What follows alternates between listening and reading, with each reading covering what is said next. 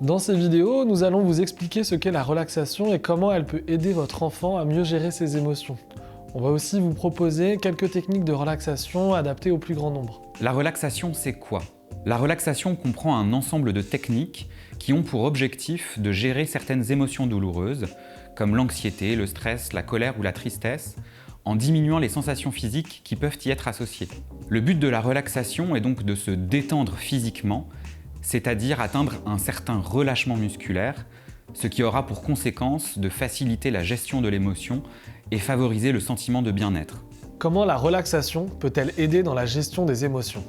Les émotions douloureuses sont souvent associées à des sensations physiques désagréables qui apparaissent de manière automatique. Par exemple, une sensation de chaleur dans la tête ou le torse lorsqu'on est en colère, une sensation de boule au ventre ou à la gorge lorsqu'on a peur, une sensation de creux dans la poitrine lorsqu'on est stressé, une respiration plus rapide, des mains moites ou des fourmillements dans les doigts lorsqu'on est en panique, une sensation de tension musculaire dans le dos ou dans le cou quand le stress dure longtemps. De plus, ces sensations physiques vont à leur tour amplifier les émotions douloureuses et créer ainsi une sorte de cercle vicieux. La relaxation peut donc aider votre enfant à diminuer ces sensations physiques et par conséquent diminuer l'intensité de l'émotion douloureuse et se sentir mieux. Elle peut aussi aider à mieux repérer ces sensations physiques, mieux identifier l'émotion associée et exprimer cette émotion autrement. Prenons l'exemple d'un enfant anxieux devant son devoir scolaire.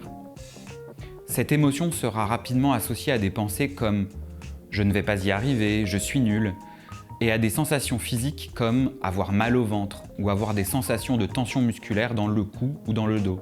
Ces pensées et ces sensations physiques vont à leur tour accroître l'anxiété devant le devoir. Le risque est alors que l'enfant se mette à éviter la situation, c'est-à-dire qu'il ne fasse plus ses devoirs à l'avenir pour éviter de se sentir mal. C'est ce qu'on appelle le renforcement négatif. C'est quand un comportement, dans ce cas le refus de faire ses devoirs, devient habituel parce qu'il permet d'éviter ou de diminuer des conséquences désagréables. Ici, l'anxiété et les sensations physiques gênantes. Le problème est que cela ne fera qu'accroître les difficultés face aux devoirs et les difficultés scolaires de façon plus générale. De plus, si l'enfant est contraint à réaliser un travail scolaire, par ses parents ou les professeurs, cela pourra aussi entraîner des crises d'angoisse ou de colère encore plus importantes. Dans cet exemple, la relaxation pourra, en soulageant les maux de ventre et les tensions musculaires ressenties, diminuer l'anxiété pendant les devoirs et donc briser le cercle vicieux, et permettre à l'enfant de mieux nommer ses émotions et les exprimer autrement que par des symptômes physiques. Comment faire pour que la relaxation soit la plus efficace possible ?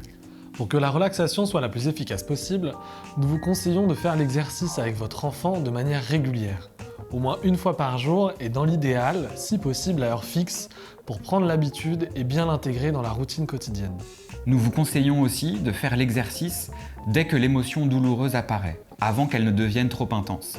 En pratique, vous pouvez vous aider d'une échelle comme celle-ci pour que votre enfant note l'intensité de son émotion de 0, c'est-à-dire aucune émotion douloureuse, à 10, une émotion extrêmement douloureuse.